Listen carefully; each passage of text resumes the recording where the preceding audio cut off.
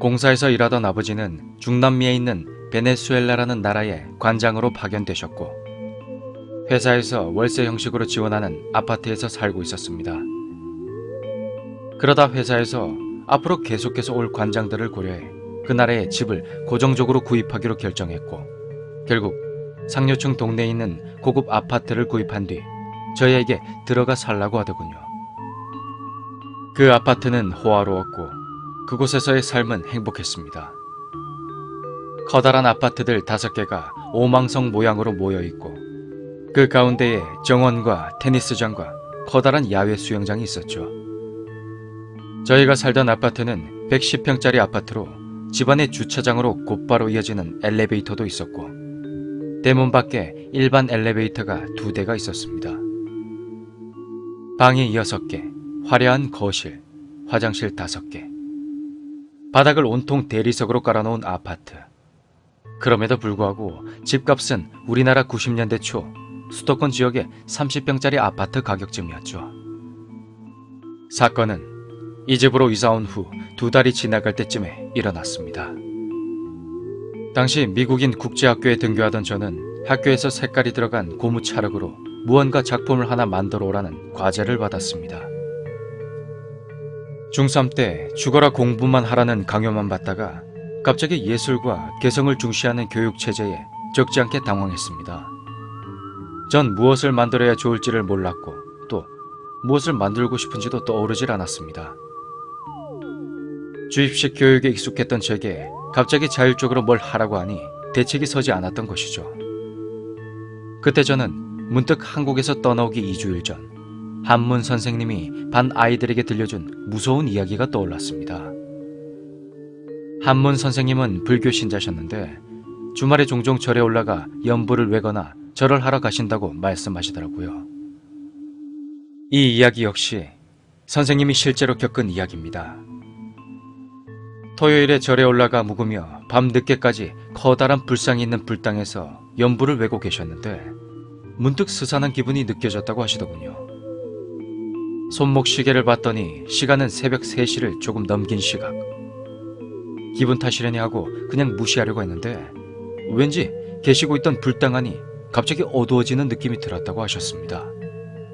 그러다가 갑자기 뒤에서 격자문과 미닫이문이 순서대로 스르르 열리며 불당 안이 더욱더 어두워졌는데 선생님이 놀라 뒤를 돌아보고는 잠시 뒤 기절하셨다고 했습니다. 선생님께서 보신 것은 과일이 주렁주렁 달린 커다란 나무였는데 나무 주변으로는 찢어진 흰 천들이 달려있는 동아줄 같은 것이 걸쳐져 있었고 가지들이 바람에 흔들리듯 계속 움직이고 있었다고 합니다. 그런데 자세히 보니 그 과일같이 주렁주렁 달린 것들이 다름 아닌 사람의 머리통이었다고 하더군요.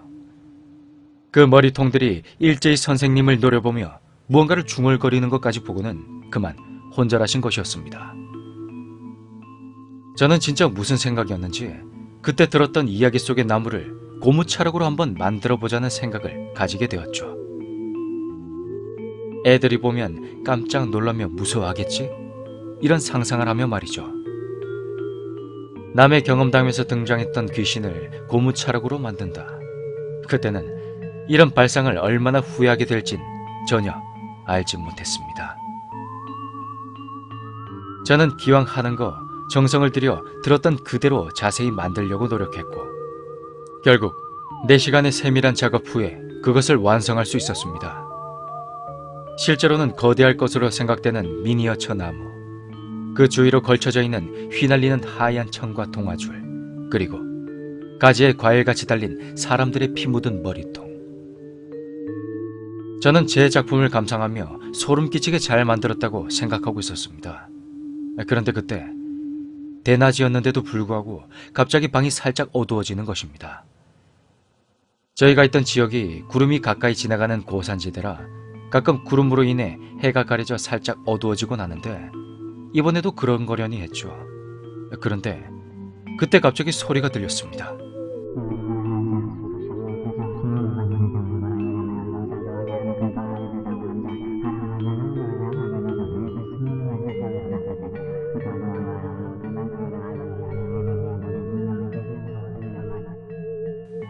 바로 귓가에서 누군가가, 여러 명이, 어떤 존재들이 서로 속닥이는 소리였습니다. 여러 사람들이 속닥이는 아주 또렷한 소리였는데 정말 뭐랄까 머리칼까지 쭈뼛하게 서게 하는 무언가가 있었습니다. 저는 기겁하여 몸을 휙 돌려 뒤를 돌아보며 엉덩방아를 찍었습니다. 방엔 아무도 없는 것입니다. 그런데 그 소리는 여전히 계속 들려왔습니다. 저한테 말을 하는 것은 아닌 듯 했지만 일부러 들리게끔 하는 듯한 소리. 그리고 마치 방 안에 뭔가 어두운 것이 가득 들어찬 느낌. 저는 대본에 지금 일어나는 이 현상이 제가 막 완성한 나무와 관련이 있다 생각하고 나무를 쳐다보았습니다. 그런데 제가 만든 색깔 먹인 고무차력으로 된 나무가 왠지 살아있다고 느낌이 들었고 그 나무에 달린 작은 머리통들이 저를 바라보는 것만 같았습니다. 그것도 왠지 사악하게 웃는 듯 하면서 말이죠. 전 겁에 질려 몸이 굳어버렸습니다. 안방에 계시는 어머니를 부르기 위해 필사적으로 엄마! 엄마! 정말 크게 소리쳤지만 어머니는 물론 안방, 방문 열리는 소리조차 들려오지 않았습니다. 저는 정말 필사적으로 용기를 내어 몸을 천천히 움직였고 4시간에 걸쳐 만든 방금 완성한 그 나무를 잡은 뒤 창문을 열고 재빨리 밖으로 던져버렸습니다. 그러자 그 속닥거리는 소리가 거짓말같이 멈추었고 방 안의 어두운 분위기도 사라지는 것만 같았습니다. 전 재빨리 일어나 안방으로 뛰어갔습니다. 문을 열고 들어가니 어머니께서는 책을 읽고 계시더군요. 화가 난 저는 어머니에게 이렇게 외쳤습니다. 엄마! 부르는 거 못 들었어? 어? 왜 안 와? 왜? 그러자 어머니는 저를 한참을 쳐다보시더니 아니, 얘가 미쳤나? 야! 네가 부르긴 날 언제 불러? 저는 어이가 없어 이렇게 대꾸했죠. 내가 목청 떠나가라 엄마 불러댔는데 뭔 말이야? 엄마 여러 번 불렀는데도 안 왔잖아.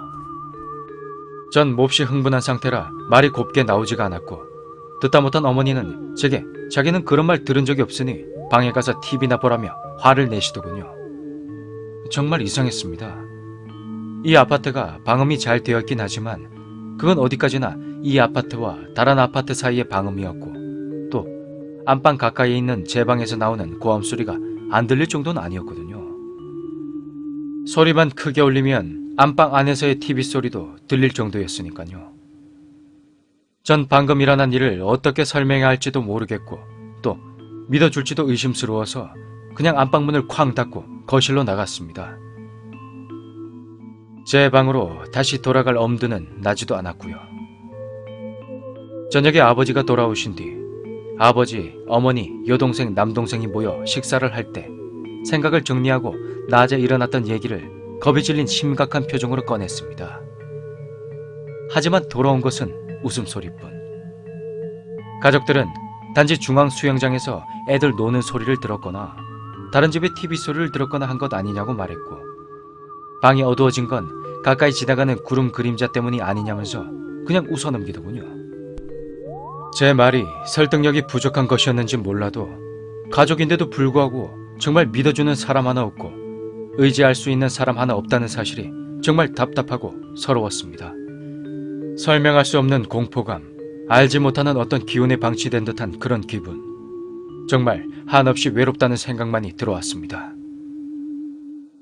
공포소설이나 그런 책들을 보면 누군가 믿어주고 도와주는 사람이 하나 정도는 있기 마련인데 현실은 전혀 달랐었죠. 해는 저물고 있고 곧 잠자리에 들어야 되는데 정말 미칠 것만 같았습니다. 저는 때를 쓰며 안방에서 같이 자게 해달라고 했지만 부모님께서는 허락하지 않으셨고 남동생에게 하룻밤만 같이 자자고 바닥에서 자겠다고 말하니 남동생은 제발 과대망상 그만해. 이렇게 말하며 자기 방문을 걸어 잠궜습니다. 전 이때부터 자기 최면을 걸기 시작했죠. 그래, 그냥 기분인 거야. 그깟 고무차력 따위가 뭐라고. 한 가지 마음에 걸렸던 건 그 고무차력 나무를 찌그러뜨려서 형체를 아예 없애야 하지 않았나 싶은 생각이었습니다. 12층에서 창문에서 던졌으니 바닥에 부딪혀 다 찌그러졌겠지라고 생각하면서도 한편으로는 아직 해가 있을 때 찾아내서 완전히 없애버리는 것이 좋지 않나 싶었습니다. 전 재빨리 아파트 단지 중앙에 있는 제 방 창문 바로 밑쪽에 있는 그곳으로 내려가 그 고무차력 나무를 찾아보았습니다. 하지만 고무차력은 어디에도 보이지 않았습니다. 혹시 어떤 사람이 집어갔나 라는 생각이 들었지만 누가 그 흉측한 걸 집어갈까라는 생각이 들더군요. 사방이 어두워지자 전 찾기를 포기하고 집으로 올라왔습니다. 그리고는 집에 있는 성경책 하나를 집어들고 방에 조심스럽게 들어갔습니다. 불이란 불은 다 켜고 TV까지 틀어놓고 잠을 잘 생각이었죠. 이때 당시 저희 가족은 한인들과의 교류를 위해 교회에 나가긴 했지만 진정으로 믿는 신자라고는 할 수 없었죠. 하지만 교회에 나가는 만큼 성경 2권 정도는 집에 있었습니다. 전 이 집으로 이사 오기 1년 전 막 기독교에 발을 디디게 되었습니다. 학교 역사 수업 때 세상의 여러 종교에 관한 설명을 듣다가 집으로 돌아와 성경을 읽게 되었고, 그러다가 어떤 기이하지만 따뜻한 느낌이 드는 체험 이후 막 그 종교를 믿으려고 하기 시작했습니다. 아무튼 저에게 의지할 것은 이제 그것뿐이었습니다. 그렇게 늦게까지 TV를 보다가 전 잠이 들고 말았습니다. 그런데 갑자기 오한이 들어 잠을 자다가 슬며시 눈을 뜨게 되었는데 방 안의 불과 TV는 모두 꺼져 있고 머리맡에 누군가의 기척이 느껴졌습니다. 그쪽을 보는 순간 전 얼어붙었고 바로 못 본 체하며 눈을 감아버렸습니다. 하얀 소복 같은 옷을 입은 여자가 시체처럼 창백한 잿빛 얼굴로 절 보며 미소를 짓고 있었습니다. 얼굴에는 칼자국이 듬성듬성 나 있었고 흰자 없는 새까만 눈으로 절 쳐다보며 머리맡에 쪼그려 앉아 숨을 씩씩 들이쉬고 있었습니다. 씩 웃는 미소가 광대뼈 끝 아래까지 길게 나 있었고요. 전 눈을 감고 마음속으로 들어봤던 신이란 신들의 이름은 다 떠올리며 도와달라고 간절히 빌었습니다. 하도 공포에 질리고 심장이 요란하게 뛰다 보니 들어봤던 각종 신들은 물론 산신령의 공자까지 마음속으로 부르고 있었죠. 그때 머리맡에 있던 귀신이 움직이는 소리가 나며 더 가까이 다가오는 것 같았습니다. 머리카락과 옷깃이 침대 이불에 스치는 소리가 들려왔고 전 그 상태 그대로 정신을 잃었습니다. 다음날 어머니가 방으로 들어와 학교에 가라고 일어나라고 할 때였는데 잠자리에 그만 오줌을 지려 이불이 축축해 있었습니다. 어머니는 마구 화를 내셨고 동생들은 저를 놀려댔지만 제게 그딴 건 귀에 들어오지도 않았습니다. 제 머릿속에는 단지 어제 일이 꿈인지 생시인지 어떻게 하면 이 악몽에서 헤어나올 수 있는지에 대한 그런 생각들 뿐이었죠. 학교에 가서 친구들에게 귀신이나 홀령에 대해 아는지 조심스럽게 물어보았고 또 도서관에 들어가 이것저것 귀신이나 홀령에 대해 찾아보았고 그것도 모자라 한인교회 목사님에게 전화를 걸어 성경에서 사후세계나 귀신에 대해 뭐라고 언급하냐고 물어보기까지 했죠. 하지만 이런 것들은 큰 도움이 되지 않았습니다. 다들 공통적으로 말하고 있는 건 귀신은 존재한다는 것과 갖가지의 주관적인 목격담, 그 어디에도 제 상황을 해결할 수 있는 방법 따윈 나와 있지 않았습니다. 한인교회 목사는 정말 아무것도 모르는 것 같았고 그 사람의 조언은 어떻게 보면 정말 저급 수준이었습니다. 그런 건 실제로 없어. 죽으면 천국과 지옥으로 나눠져 간단다. 그냥 비유나 교훈상으로 나타나는 일화들이라고 생각하면 돼. 응? 서적을 통해 알아본 바로는 유령이란 죽어서 안식에 들지 못한 수년간 떠돌다 미쳐버린 사람의 영혼이거나 천국에서 방귀를 들다 땅으로 내쳐진 사탄과 타천사들, 그리고 그들의 종자들이라고 언급되어 있었습니다. 서양 서적이라 그런지 기독교적인 냄새가 많이 풍기는 지식들이었죠. 결국 저는 집으로 돌아와 저녁도 거르고 성경에서 귀신에 대한 것을 찾고 또 찾아보았습니다. 홀로 생명의 위협을 느낀 저의 필사적인 발악이었던 것이죠. 하지만 성경은 두껍고 그 짧은 시간에 얻을 수 있는 것은 얼마 되지 않았습니다. 일단 사람은 죽으면 바로 천국과 지옥으로 가는 것이 아니라 심판의 날까지 영혼의 일종의 안식 상태로 들어가 잠드는 것. 물론 예외도 있었습니다. 그리고 믿음을 가지고 예수의 이름으로 귀신이든 악령이든 쫓을 수가 있다는 것. 마귀와 귀신은 성령을 입은 자들을 피하고 꺼리고 그리고 두려워한다는 것. 하지만 제겐 결정적으로 믿음이라 부를 만한 것이 없었고 성령의 가호에 대해선 통 아는 것도 들어본 것도 없었습니다. 그리고 결국 밤이 오고야 말았습니다.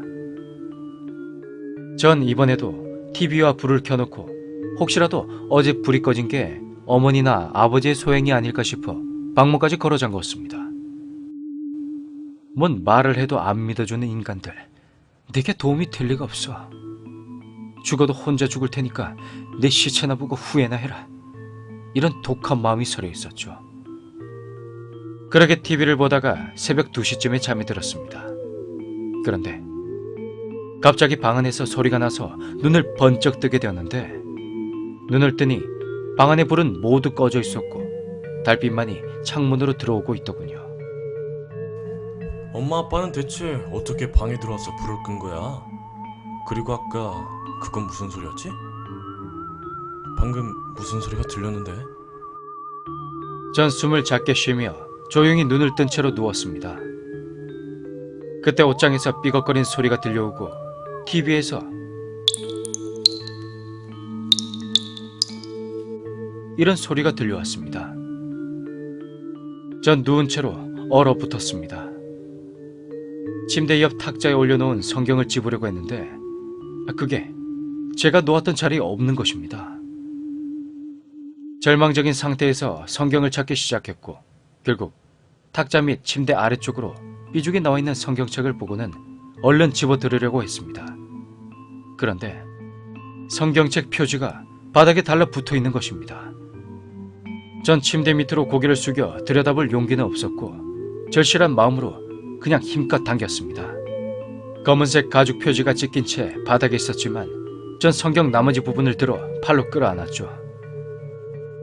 찢겨진 성경책의 앞면에는 십계명과 주기도문이 쓰여져 있었고 전 빛이 조금밖에 안 드는 어둠 속에서 막 대충 보이는 대로 읽으며 손으로 문 손잡이를 돌렸습니다. 그런데 문고리가 뭔가에 걸린 듯 열리지 않는 것입니다. 저는 기겁을 하며 어린 마음에 하느님, 예수님, 성령님! 이렇게 계속 중얼거리며 문 열기를 포기하지 않고 힘을 주어 계속 시도해 보았습니다. 시간이 흐르자 문고리가 조금씩 돌아가더니 결국엔 문이 열렸습니다. 달빛이 안 닿는 어두운 곳을 피해 전등이 많은 곳을 찾아 거실로 뛰어갔고 거실에 들어서자 불들을 죄다 켰습니다. 그리고 부엌으로 들어가 물을 마시려고 했죠. 그런데 부엌 불을 켜니 바닥이 온통 바퀴벌레로 뒤덮여 있는 것입니다. 정말 징그럽도록 바글바글하게 말이죠. 전 숨을 헛삼키며 주저앉아 버렸습니다. 이런 대리석으로 된 고급 아파트에 바닥을 새까맣게 덮을 정도의 바퀴벌레 떼라니 도대체 먹을 게 어디 있다고. 전에는 한밤중에 나와도 한 번도 볼 수 없었던 장면이었습니다. 벌레들은 빛을 피해 달아났고 전 그냥 거실 쪽 화장실에 들어가 수돗물로 목을 죽이고 세수를 한 뒤 화장실 구석에 앉았습니다. 문이 닫히지 않도록 수건, 샴푸통, 크리넥스 박스들을 전부 문 사이에 쌓아두고 말이죠. 그때 주차장으로 이어지는 집 안에 있는 엘리베이터가 갑자기 이런 소리와 함께 열렸습니다. 철창문이 있어서 다른 사람이 왔더라도 열쇠 없인 집으로 들어올 수가 없었지만 애초에 다른 사람이 저희 집에 들르기 위해 이용할 리 없는 엘리베이터였습니다. 엘리베이터 문은 열린 후에 닫혔다가 다시 한번 이런 소리를 내며 열렸습니다. 전 귀를 막고 바닥에 펼쳐놓은 성경을 보며 주기도문을 외웠습니다. 그 후로 엘리베이터 문은 다시 스스로 열리지 않았습니다. 그렇게 해서 이틀째 밤이 지나갔습니다. 세 번째 날이 되자 이젠 너무 심신이 지치고 피곤하여 학교에서 별다른 일은 하지 않고 계속 졸고 잠을 자기만 했습니다. 그리고 집에 와서는 저녁을 먹고 방에 성경, 물, 소금, 그리고 나뭇가지를 실로 엮은 십자가를 들고 방으로 들어갔죠. 물과 소금은 성경에서 흔히 정화를 할 때 쓰고 십자가는 구원의 상징이라 그냥 본능적으로 그랬던 것 같습니다. 아니, 어쩌면 예전에 봤던 서양 공포 영화물의 영향일 수도 있겠죠. 어쨌든 전 방에 들어가 불을 다 켜놓고는 방 구석구석을 다 살펴보며 주기도문을 읽었고 그 후에는 성경을 침대 위에 펼쳐놓고 전 침대의 옆에 무릎을 꿇고 앉아 기도를 했습니다. 도와달라고, 살려달라고, 구원해달라고. 솔직히 그간의 공포로 인해 신경이 곤두서고 이제는 정말 지쳐버려서 그냥 뭔 일이 나도 그만 당해주고 싶은 그런 충동까지 느껴졌던 시점이라 이젠 마지막이다라는 생각을 하며 정말 간절히 기도하며 매달렸습니다. 그리고는 다른 가족들이 아직 깨어있을 초저녁에 일찍 잠자리에 들었습니다. 왠지 포근하고 평화로운 느낌이 들었고 이게 내가 할 수 있는 최선이다 라는 생각에 더 이상 고뇌하지도 않았습니다. 전 다음날 아침 일찍 일어났고 몸은 푹 잔 듯 개운했습니다. 방 안의 음습한 기운은 더 이상 느껴지지가 않았고 마치 뭔가가 감싸는 듯한 느낌까지 들었죠. 그 이후 저는 1년간 계속 잠자기 전에 방 구석구석을 돌아보며 주기도문을 외운 뒤 기도를 했습니다. 물과 소금은 일주일 이후에는 더 이상 가지고 들어가지 않았고 나뭇가지로 엮은 작은 십자가는 누가 볼까봐 탁자 속 서랍에 넣어두었습니다. 이 사건 이후 전 가위에 눌려본 적도 없었고 이런 오싹한 현상을 겪지도 않았습니다. 여러분, 누가 실제로 본 귀신이나 마귀의 모습을 차로그로 빚는 위험하고 쓸데없는 짓은 절대로 하지 마시길 바랍니다. 사람이나 동물의 형상을 갖춘 물건에는 마귀나 귀신이 들어가서 인간에게 공포감을 주기 위해 이용한다는 말을 그 이후 누군가로부터 들은 적이 있습니다.